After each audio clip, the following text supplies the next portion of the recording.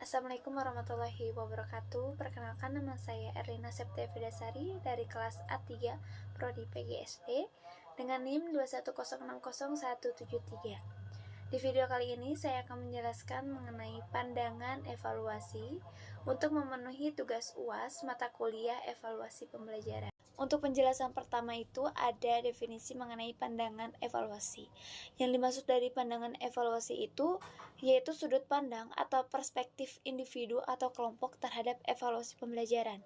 Nah, di dalam pandangan evaluasi ini mencakup mengenai keyakinan, nilai-nilai dan pendekatan yang dipegang oleh individu maupun kelompok yang di dalamnya itu ada memahami, menerapkan, dan menginterpretasikan evaluasi.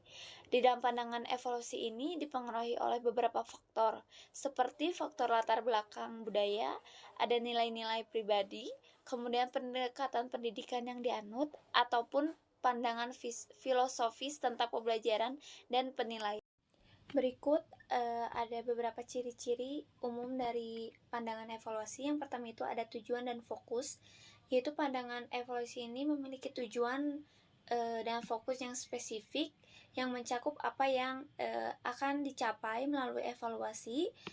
Misalnya mengukur pencapaian siswa, memperbaiki pembelajaran, mengidentifikasi kelemahan, dan menginformasikan pengambilan keputusan.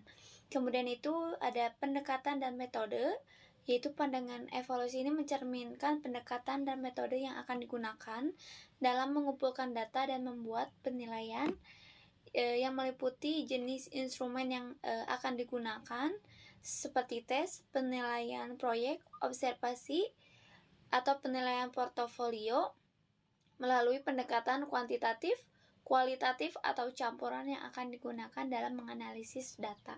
Di nomor 3 itu ada kriteria penilaian, yaitu pandangan evaluasi yang memperjelas kriteria yang akan digunakan untuk menilai kemajuan siswa, yang meliputi standar, kompetensi, indikator yang akan digunakan untuk menentukan tingkat pencapaian siswa. Kemudian di nomor 4 itu ada konteks dan keberagaman. Nah, di dalam konteks dan keberagaman ini, pandangan evaluasi ini mempertimbangkan mengenai konteks pembelajaran dan keberagaman siswa. Evaluasi harus adil, harus inklusif dan relevan dengan latar belakang budaya, kebutuhan individu, ataupun karakteristik siswa lainnya. Selanjutnya di nomor 5 itu ada umpan balik dan pemanfaatan hasil. Jadi di dalam umpan balik dan pemanfaatan hasil ini, pandangan evaluasi yang mencerminkan mengenai pendekatan terhadap umpan balik kepada siswa dan pemanfaatan hasil evaluasi yang meliputi bagaimana umpan balik itu akan disampaikan. Apakah berfokus pada perbaikan pembelajaran atau bagaimana hasil evaluasi yang akan digunakan untuk pengambilan keputusan evaluasi. Kemudian nomor 6 itu ada etika dan nilai. Di dalam etika dan nilai ini, pandangan evaluasi itu akan mencerminkan mengenai prinsip etika dan nilai-nilai yang akan dipegang dan oleh individu ataupun kelompok di dalam evaluasi, yang termasuk dari keadilan, integritas, akuntabilitas, dan menghargai keberagaman dalam penilaian. Selanjutnya itu ada pandangan terhadap evaluasi. Jadi di dalam pandangan mengenai evaluasi ini dapat bervariasi antara individu, pendekatan, ataupun paradigma yang berbeda. Nah, berikut ada beberapa contoh mengenai pandangan terhadap evaluasi yang dibagi menjadi 6. Untuk nomor pertama itu ada evaluasi sebagai alat penilaian akhir, yaitu pandangan ini melihat evaluasi sebagai alat untuk memberikan penilaian akhir terhadap pencapaian siswa. Nah, dalam pencapaian tujuan pembelajaran yang fokusnya itu pada pemberian nilai dan peringkat siswa yang berdasarkan kriteria yang ditetapkan sebelumnya. Kemudian di nomor 2 itu ada evaluasi sebagai alat untuk memperbaiki pembelajaran. Di dalam pandangan ini menganggap bahwa evaluasi itu sebagai alat untuk mengidentifikasi kelemahan siswa dan mendukung perbaikan untuk membantu siswa dalam mengatasi kesulitan pembelajaran dan mengembangkan pemahaman yang lebih baik. Selanjutnya di nomor 3 itu ada evaluasi sebagai alat untuk mengukur kemajuan individu. Pandangan ini melihat evaluasi sebagai alat untuk mengukur kemajuan siswa secara individual. Perhatian diberikan pada pertumbuhan dan perkembangan siswa dari waktu ke waktu dengan mengamati perbedaan tujuan pembelajaran. Kemudian di nomor 4 itu ada evaluasi sebagai alat untuk memperhitungkan konteks dan keberagaman. Jadi dalam pandangan ini menekankan pentingnya evaluasi yang memperhitungkan konteks dan keberagaman siswa. Evaluasi ini harus melibatkan pemahaman tentang latar belakang budaya, kecerdasan, gaya belajar, ataupun kebutuhan khusus siswa untuk memastikan keadilan dan inklusivitas dalam penilaian. Di nomor 5 itu ada evaluasi sebagai alat untuk memperkuat pembelajaran berbasis kompetensi. Jadi pandangan ini tuh mengkaitkan evaluasi dengan pendekatan pembelajaran berbasis kompetensi. Evaluasi ini digunakan untuk mengukur kemampuan siswa dalam mengaplikasikan pengetahuan, keterampilan, dan sikap yang relevan dalam konteks yang nyata. Kemudian yang terakhir ada nomor 6, yaitu evaluasi sebagai alat untuk memperbaiki sistem pendidikan.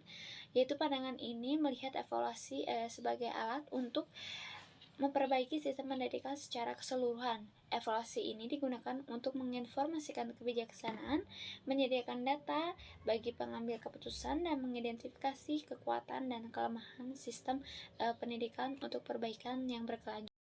Selanjutnya itu ada pandangan mengenai evaluasi melalui pendekatan holistik dan inklusif.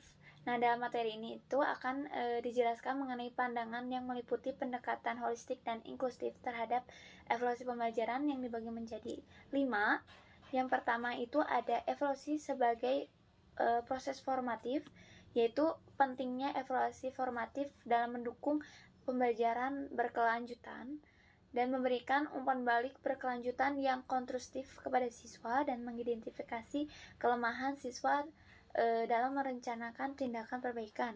Kemudian yang kedua itu ada evaluasi yang memperhitungkan mengenai konteks dan relevansi, yang yaitu penting bagi evaluasi yang mencerminkan konteks dunia nyata siswa dan menekankan mengenai penerapan pengetahuan dan keterampilan dalam situasi yang relevan dan mengembangkan keterampilan berpikir kritis melalui evaluasi.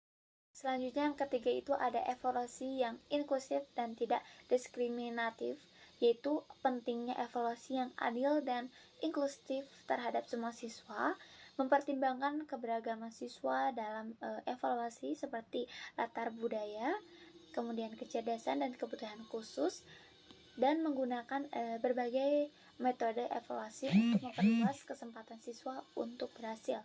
Yang keempat ada evaluasi sebagai pengukuran holistik, yaitu mengakui pentingnya mengukur berbagai aspek dari pembelajaran, yaitu termasuk aspek akademik dan non akademik, kemudian memperhatikan perkembangan sosial, emosional, dan keterampilan kehidupan siswa. Terus melibatkan mengenai penilaian portofolio, penilaian sejawat, dan refleksi siswa untuk pemahaman holistik terhadap kemajuan siswa. Yang terakhir itu ada implementasi mengenai evaluasi yang holistik dan inklusif, yaitu melibatkan semua stakeholder pendidikan dalam proses evaluasi, kemudian menyediakan pelatihan dan dukungan bagi guru untuk menerapkan evaluasi yang holistik dan inklusif, kemudian mendorong refleksi dan perbaikan berkelanjutan dan evaluasi pembelajaran. Di dalam pandangan mengenai evaluasi pembelajaran yang holistik dan inklusif ini memberikan pendekatan yang lebih luas dan adil dalam pengukuran kemajuan siswa, evaluasi formatif yang berkelanjutan, evaluasi kontekstual, dan evaluasi yang tidak diskriminatif memastikan bahwa siswa itu memiliki peluang yang setara untuk mencapai potensi penuh mereka. Dalam menerapkan evaluasi pembelajaran yang holistik dan inklusif, kita dapat menciptakan materi yang terakhir itu ada pandangan mengenai evaluasi pembelajaran yang merujuk pada perspektif ataupun sudut pandang seseorang terhadap konsep ataupun praktik evaluasi pembelajaran. Nah, di dalam pandangan ini itu mencakup mengenai keyakinan, nilai-nilai, dan pendekatan yang dipegang oleh individu terkait dengan evaluasi pembelajaran Pandangan ini dapat mempengaruhi cara seseorang memahami, melakukan, dan menginterpretasikan evaluasi pembelajaran. Beberapa contoh yang dimaksud dari pandangan mengenai evaluasi pembelajaran itu ada pedagogis, yang dimana pandangan ini mungkin mengemukakan bahwa evaluasi pembelajaran itu seharusnya tidak hanya berfokus pada penilaian akhir, tetapi juga berfungsi sebagai alat untuk mendukung proses belajar mengajar. Evaluasi pembelajaran itu dianggap sebagai sarana untuk memberikan umpan balik yang konstruktif kepada siswa, memahami kebutuhan individu mereka, dan merencanakan pembelajaran selanjutnya. Kemudian itu ada formatif, yaitu pandangan ini mungkin menekankan pada pentingnya evaluasi formatif dalam mendukung pembelajaran yang berkelanjutan. Nah, evaluasi formatif itu dianggap sebagai proses kesinambungan yang melibatkan umpan balik berkelanjutan dan pengawasan terhadap kemajuan siswa. Kemudian itu ada konstekstual, yaitu pandangan yang mungkin lebih menekankan pada pentingnya evaluasi yang memperhitungkan konteks dan situasi dunia nyata. Evaluasi konstekstual itu berusaha untuk mengukur kemampuan siswa dalam mengaplikasi pengetahuan dan keterampilan dalam situasi yang relevan dengan kehidupan nyata. Pendekatan ini mengakui pentingnya keterampilan berpikir kritis, kreativitas, dan penerapan konsep dalam konteks yang lebih luas. Yang terakhir itu ada inklusif, yaitu pandangan ini mungkin lebih menekankan pada pentingnya evaluasi yang adil, inklusif, dan tidak diskriminatif terhadap semua siswa.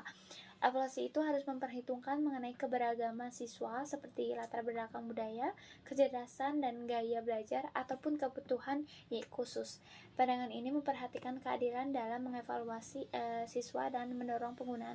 Kemudian ada holistik, yaitu pandangan ini menekankan mengenai pentingnya evaluasi yang melibatkan berbagai aspek pembelajaran, termasuk aspek akademik dan non-akademik. Evaluasi holistik ini mengakui pentingnya pengembangan pribadi siswa secara keseluruhan, termaksud aspek sosial, emosional, dan keterampilan kehidupan. Pendekatan ini dapat melibatkan dari penilaian portofolio, penilaian sejawat, ataupun refleksi siswa dalam memahami kemajuan mereka secara menyeluruh.